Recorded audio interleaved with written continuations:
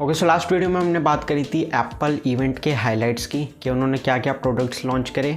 और इस वीडियो में हम बात करेंगे सिर्फ आईपैड प्रो की, क्योंकि आईपैड प्रो इस बार बहुत बड़ा अपग्रेड है। और दूसरी तरफ आईपैड एयर भी है, लेकिन वो एक तरीके का मिड रेंज आईपैड है, तो उसको आप सीधे रिकमेंड कर सकते हो किसी को भी, कोई प्रॉब्लम नहीं है, वो एकदम परफेक्ट है। लेकिन आईपैड प्रो फ्लैगशिप लेवल का आईपैड है और इसमें इस बार काफ़ी अपग्रेड्स करे गए हैं, डिस्प्ले में, डिज़ाइन में और सबसे बड़ी चीज़ प्रोसेसर में। तो इन्हीं को हम इन सब वीडियो में डिस्कस करने वाले हैं। और जिसके पास ऑलरेडी M1 या M2 आईपैड प्रो है, उन्हें M4 में अपग्रेड करना चाहिए या नहीं, ये भी मैं इस वीडियो में बताने वाला हूँ। तो सबसे पहले बात करते हैं आईपैड प्रो की डिस्प्ले की। इस बार जो आईपैड प्रो की डिस्प्ले है उसमें काफ़ी बड़ा अपग्रेड करा गया है और एप्पल ने ये स्टेटमेंट दी है कि ये उनकी मोस्ट एडवांस्ड डिस्प्ले है। ये डिस्प्ले दोनों ही साइज में अवेलेबल है, 11 इंच और 13 इंच। और इसमें इस बार स्पेशल ये है कि इन्होंने दो OLED डिस्प्ले को आपस में मर्ज करके इस आईपैड में डाला है। तो इसलिए जो इस आईपैड की परफॉर्मेंस है, डिस्प्ले की परफॉर्मेंस है, वो बहुत ही ज़्यादा बढ़िया है। और प्लस इसमें ब्राइटनेस वगैरह भी इंक्रीज करी गई है, 1000 निट्स की ब्राइटनेस है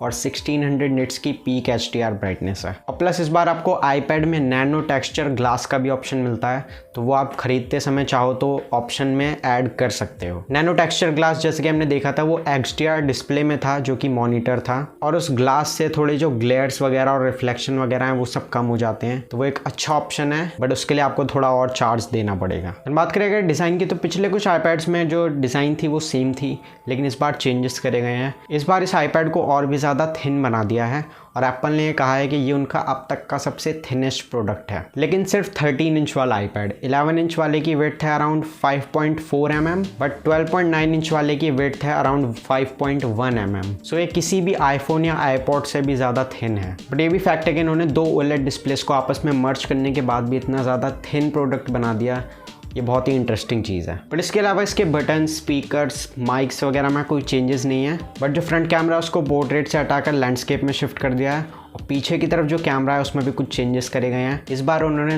डुअल कैमरे की जगह एक सिंगल कैमरा दिया है, 12 मेगापिक्सल अल्ट्रा वाइड, और उसके अलावा लाइडार स्कैनर, फ्लैश और माइक्रोफोन सेम ही है। और रियर में एक कैमरा देने का मतलब ये है कि उन्हें भी पता है कि दो कैमरे का ज़्यादा कोई यूज़ करता नहीं है। जैसे कि एप्पल अपने इवेंट में बोलता है कि इससे आप वीडियो शूट कर सकते हो, इसी में एडिट करो, इसी में सब कुछ करो, लेकिन लोग ज़्यादातर फ़ोन या कैमरे से ही वीडियो शूट करते हैं, आईपैड उतना कोई प्रेफर नहीं करता। और प्लस आईपैड के कैमरा फ़ोन जितने अच्छे होते भी नहीं है। तो इस रियर कैमरा का काम सिर्फ लाइडार स्कैनर के लिए या फिर वीडियो कॉल्स वगैरह के लिए ही सही है। तो देखा जाए तो एक कैमरा हमारे लिए इनफ है। देन उसके बाद बात करें M4 चिप की, तो M4 चिप में M2 और M3 के कंपैरिजन में थोड़ा और अपग्रेड्स करे गए हैं। लास्ट जो आईपैड प्रो था उसमें M2 चिप थी और उन्होंने M3 को स्किप करके अब सीधा M4 इसमें डाल दिया। तो ये M4 M2 के कंपैरिजन में 50% फास्टर है। उसका जो न्यूरल इंजन है वो और भी ज़्यादा फास्ट है। सो हाँ, इस आईपैड में M4 chip more than enough है, और वो इसलिए क्योंकि इस आईपैड में ऐसा कुछ भी नहीं है जो कि आप M1 या M2 वाले में नहीं कर सकते। मतलब कि आप M1 या M2 अगर आपके पास करेंटली है तो आपको M4 में स्विच करने की ज़रूरत नहीं है,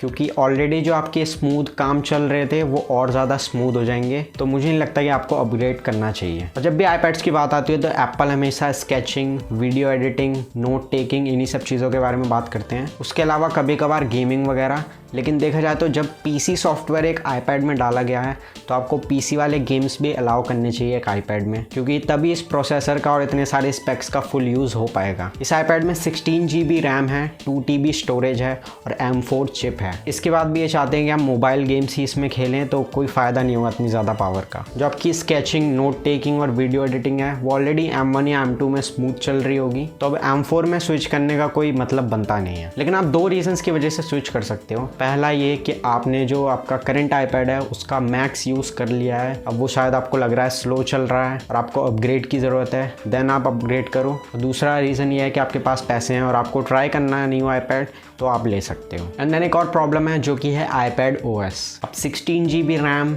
2 TB स्टोरेज और M4 चिप के बाद भी अगर आपको एक टैबलेट वाला सॉफ्टवेयर यूज़ करना पड़े नॉर्मल, तो वो मुझे नहीं लगता उतनी कोई खास चीज़ है। तो जैसे कि मैंने बोला कि इसमें PC गेम्स वगैरह अलाउड होने चाहिए थे। उसके अलावा और भी बहुत सारे काम है जो कि हम एक PC में करते हैं, वो हमें iPad में अलाउ होने चाहिए थे, लेकिन वो नहीं है। iPad चाहता है कि हम इसमें स्केचिंग करें, नॉर्मल गेम्स खेलें और नोट्स वगैरह लें, तो उसके लिए M4 बहुत ज़्यादा है। सो बात करें अगर बैटरी की, तो बैटरी हमेशा की तरह एप्पल वही सेम स्टेटमेंट देता है कि ऑल डे बैटरी लाइफ, चाहे वो आईफोन में हो या फिर आईपैड में हो। और इस बार उन्होंने बैटरी वगैरह को लेकर कोई बात नहीं करी, इसका मतलब बैटरी सेम ही है। लेकिन एक और चीज़ है कि अगर आपने इसका साइज़ और ज़्यादा थिन कर दिया है दैन डेफिनेटली कुछ ना कुछ आपने बैटरी में कॉम्प्रोमाइज़ करा होगा, क्योंकि बैटरी एक बहुत बड़ा फैक्टर है किसी भी प्रोडक्ट को थिक या थिन बनाने का। तो अगर कोई प्रोडक्ट आपको थिक दिखता है मतलब कि उसमें डेफिनेटली बैटरी ज़्यादा है, लेकिन अगर यहाँ पे ये प्रोडक्ट को और ज़्यादा थिन बनाया मतलब कि कुछ ना कुछ बैटरी से ज़रूर इन्होंने कॉम्प्रोमाइज़ करा, बट उसको इन्होंने मेंशन नहीं करा। बट जैसे कि ये प्रोडक्ट अभी अवेलेबल नहीं है किसी के भी पास, तो बाद में इसके क्या रिव्यूज़ आते हैं बैटरी वगैरह के लिए